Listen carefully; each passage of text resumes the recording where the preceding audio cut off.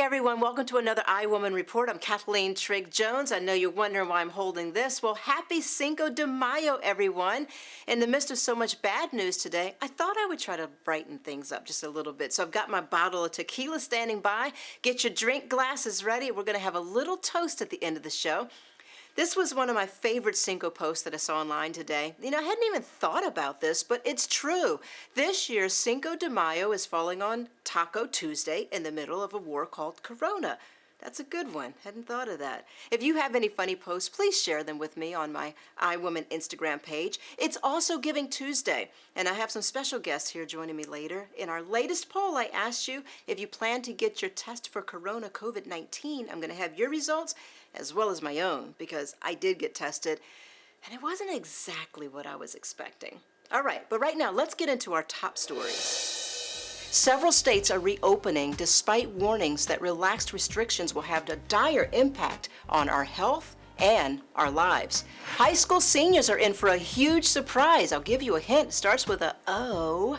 And Giving Tuesday is a time to give. I have some of my girlfriends here to tell you about the fundraiser that we started to help feed doctors and emergency responders. Okay, so let's start off with this fight over social distancing, which is turning into a violent fight in many cases as protesters demand an end to the Corona lockdown.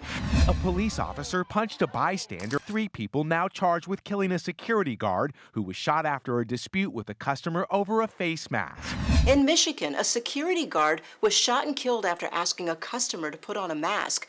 Protests erupted in New York after a police officer attacked a man for not honoring social distancing orders. And Chicago's mayor says she ain't playing after seeing videos of house parties on social media. We're not playing games. We mean business. The time for educating people into compliance is over. Don't be stupid.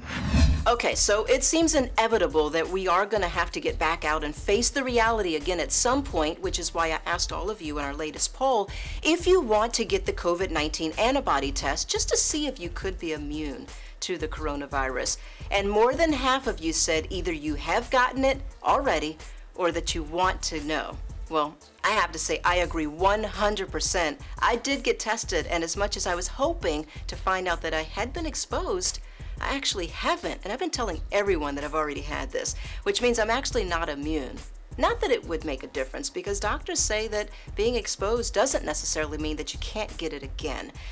But the latest predictions are enough to scare me. I don't know about you, they're startling. Let's take a look back. March 4th, in fact, I was on my way to Mexico at that point. There were only 11 deaths. 3 months later, we are at 68,000 deaths, and some experts are warning as much as 3,000 Americans could die every single day over the next month due to Corona as we relax these orders. Although President Trump isn't buying into those latest predictions, he told reporters today he's doing everything right, and that the important thing right now is just to get the economy back on track.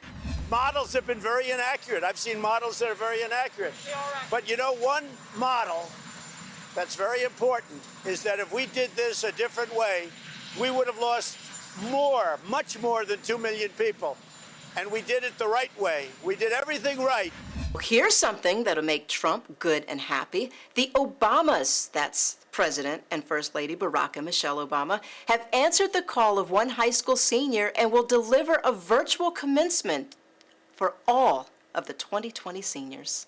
And I just thought, why not him? Why not that generational icon that my class of 2020 got to watch be president for 8 out of our 12 years of education so far.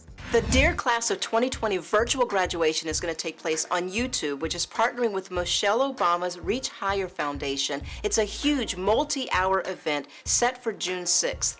BTS, Lady Gaga, LeBron James, Alicia Keys, Chloe and Haley, Zendaya, they're all going to be part of this big celebration. I think, you know, an uplifting message from President Obama may just really help us carry on as a nation and as young people, and I think it would help everybody, not just graduates.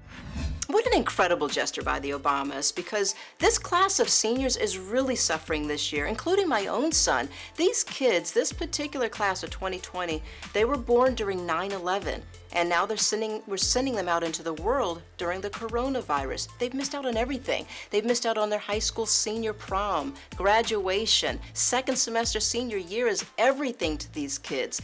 They don't even get to say goodbye to each other. I spoke to a dear friend of mine, Dr. Linda McGee, a school psychologist, to ask her, how do we help our teenagers deal with all this disappointment? Hey, Dr. McGee. Hey, Kathleen, how are you? Well, I'm hanging in here. So we've been talking a lot about the 7 stages of grief and the fact that right now, as a nation and as families, as human beings, we're all really suffering. And if we could recognize this for what it is, maybe we might be able to get through it a little easier. Well, people associate grief with dying.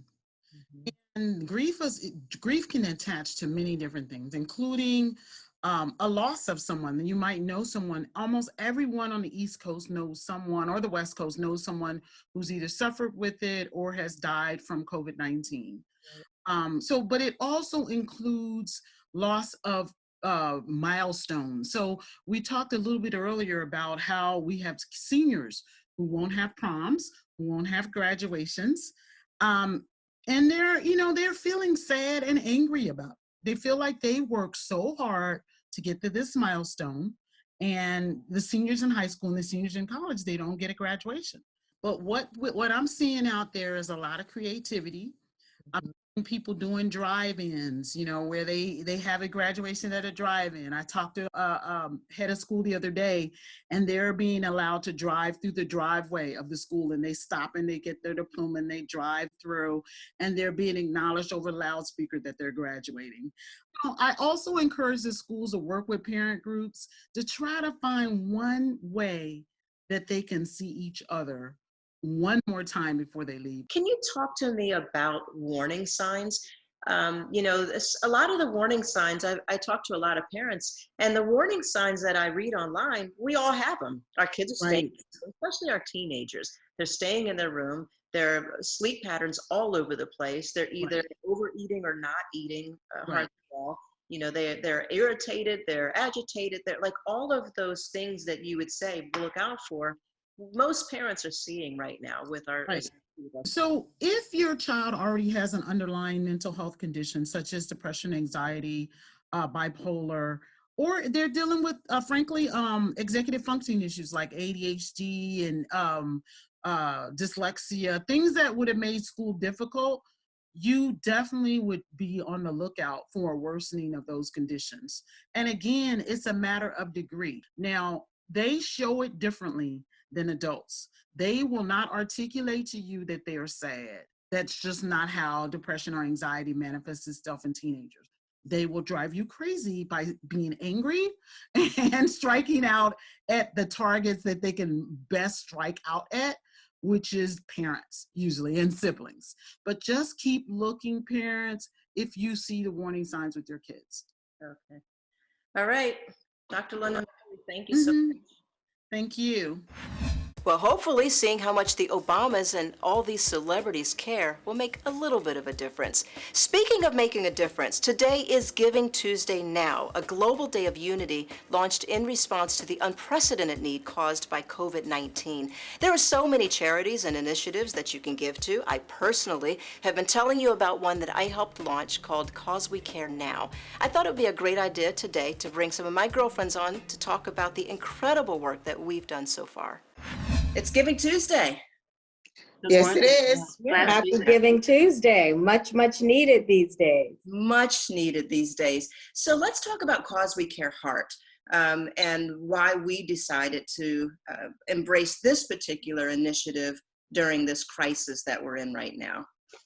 Well, as a group of friends who have witnessed this virus devastating our communities around the country, we felt that it was time and an imperative, actually, that we do something to help support our communities of Black and Brown people in need, again, especially during this crisis that we're in. And to date, we've raised almost $15,000, actually over $15,000.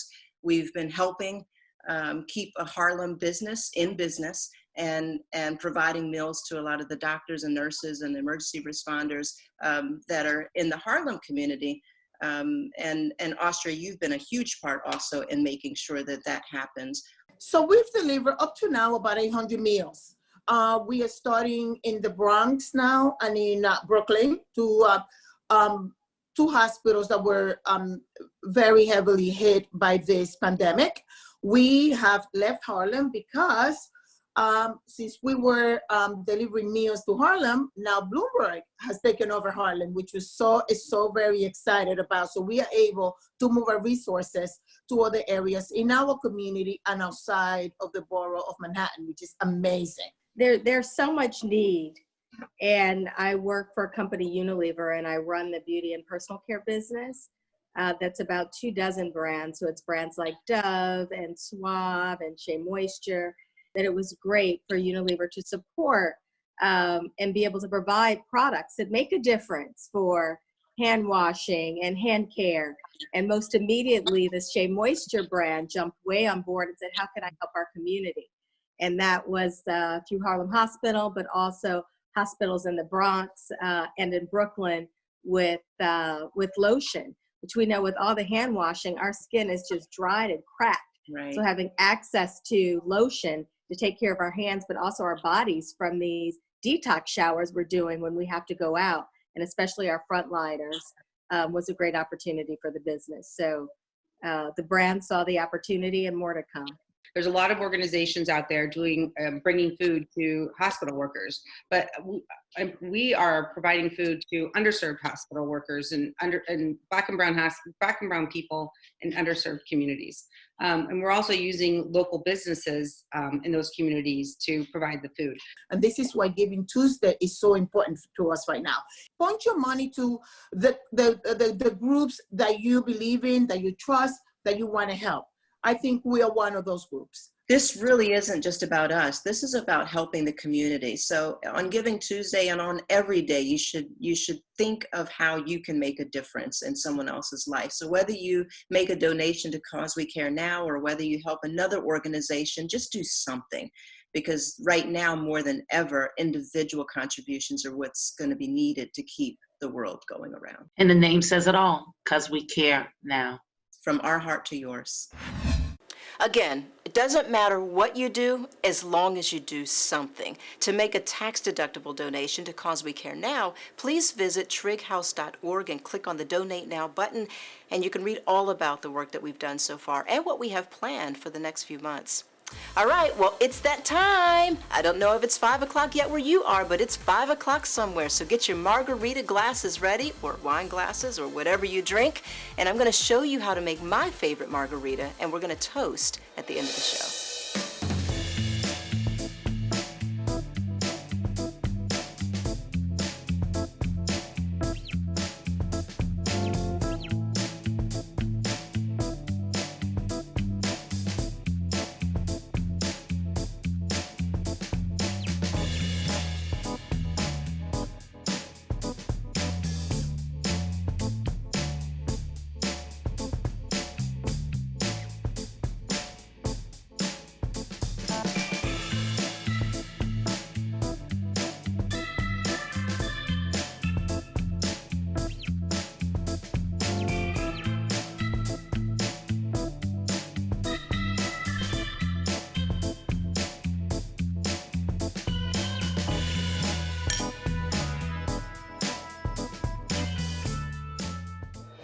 So, you know, all my friends from Mexico say that this is actually a U.S.-made holiday to give us an excuse to drink, so whatever it takes. Actually, a bit of history. Cinco de Mayo is actually not a celebration of Mexican independence, as many Americans think. It's actually a commemoration of the Battle of Pueblo in 1862, which Mexico won, and it went on to become a symbol of the resistance to dominance by other nations. So, cheers, Mexico.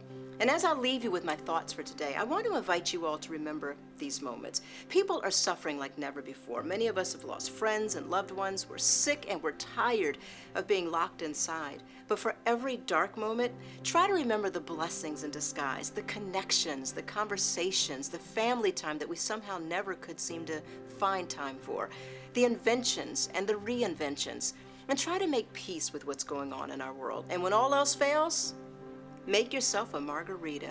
Here's to Mexicans everywhere and to all of us who've been locked inside far too long. May we all see freedom again one day. That's going to do it for us. Until the next iWoman Report, everyone please stay healthy, stay happy, and stay safe. Cheers.